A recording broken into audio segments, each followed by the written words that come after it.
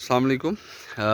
मैं वली ख़ान और timeline construction से आज एक नई वीडियो के साथ बताते हैं आपको कि जो स्ट्रक्चर मेंबर होते हैं बिल्डिंग में। तो सबसे पहले जब आप बिल्डिंग कंस्ट्रक्शन करते हैं तो स्ट्रक्चर मेंबर जो आपको स्ट्रक्चर ड्राइंग में मिलते हैं, उन चीज़ों को स्पेशली फ्रेम स्ट्रक्चर बिल्डिंग में उन चीज़ों को पहले कंस्ट्रक्ट किया जाता है, उसकी कंस्ट्रक्शन पहले होती है। तो फ्रेम फ्रेम स्ट्रक्चर में जब भी आप किसी एक स्टोरी पे काम करते हैं, कॉलम फोरिंग होती है, कॉलम का स्टील बंधा जाता है। कॉलम फोरिंग के बाद जो नेक्स्ट स्टेज होता है वो है कि आप बॉटम लगाते हैं। जो बीमों के बॉटम्स होते हैं वो लगाना होता है, बीमों के बॉटम। और बीम बॉटम लगाने के लिए दो चार चीज़ ऐसी हैं कि जो बहुत ज़रूरी है, जो आपने जहन में रखनी है। सबसे पहले तो ये कि आप कॉलम लगाएंगे तो सारे कॉलमों पे आपने लेवल निशान लगाने हैं। जिस तरह आपको ये डोरी के निशान नज़र आ रहे हैं, ये हमारे कॉलम पे डोरी के निशान लगे हुए हैं। अगर मैं आपको जूम करके बताऊं, ये हमारे निशान लगे, इवन ये हमारे सारे कॉलमों पे आपको नज़र आते हैं। और ये इसका फ़ायदा ये होता है कि जब आप बिल्डिंग में लेवल के निशान लगा लेते हैं तो जो आप बॉटम लगाते हैं या छत लगाते हैं तो उसकी जो हाइट होती है वो कंसिडर आप यहाँ से करते हो। ये आपका रेफरेंस पॉइंट होता है। तो आपके जब सारे आप लेवल, अगर आप एग्जैक्टली एक लेवल लगा लेते हैं तो जो आपका छत होता है या आपकी बीम के बॉटम होते हैं उसके लेवल में फ़र्क नहीं आता। ये सारे आपके कॉलम के बीम जो ऊपर बॉटम लगते हैं ये, और इसके बाद जो आपके साइडें लगती हैं और छत लगता है, वो सारा डिपेंड करता है इसी लेवल निशानों पे। अगर आपके ये लेवल निशान सही लगा लेते हैं तो आपका बॉटम, छत वगैरह सारा आपका एग्जैक्ट लेवल पे आएगा।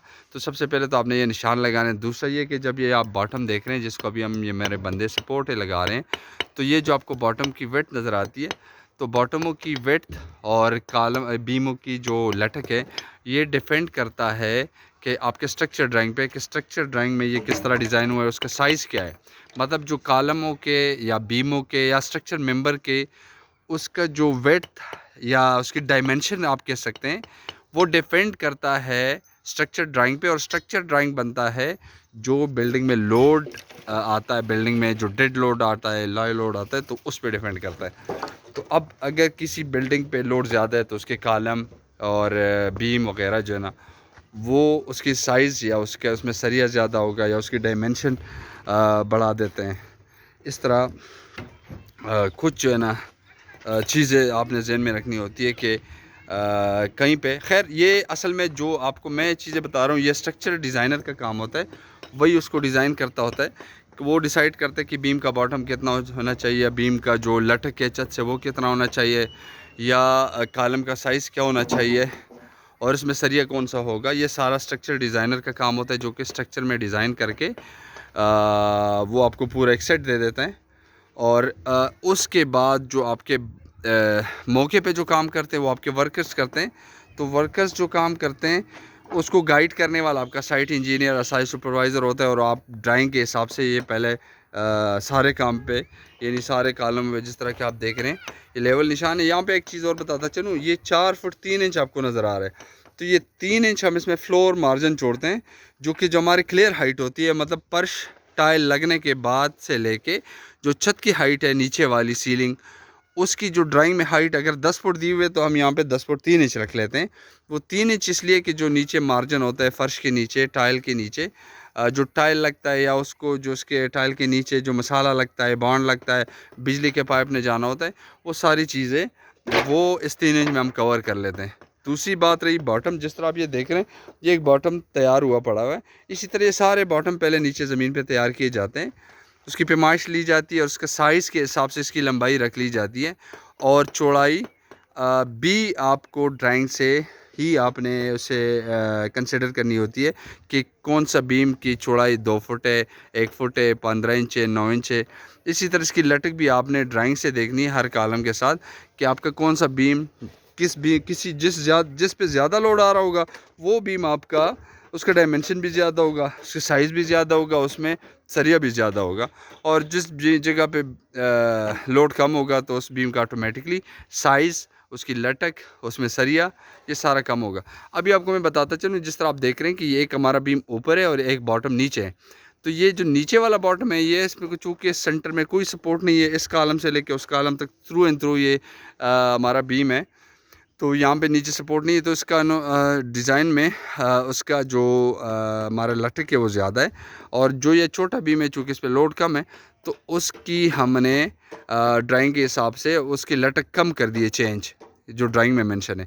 इसी तरह ये सरिया भी इसमें उस हिसाब से डाला जाता है जिस हिसाब से वहाँ पे रिक्वायरमेंट होती है, मतलब उसकी साइज़ की या डेप्थ की या उस पर लोड की।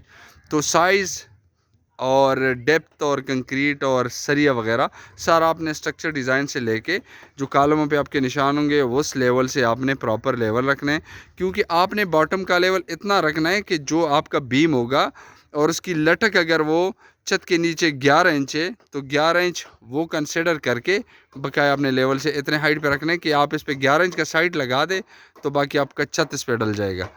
तो इसके लिए आपको ज़रूरी है कि ड्राइंग को साथ साथ देखना लाजमी है कि आप ड्राइंग को साथ साथ उसको वो भी चेक करें, और साथ में ये है कि मौके पे लेवल्स वगैरह भी चेक करने होते हैं।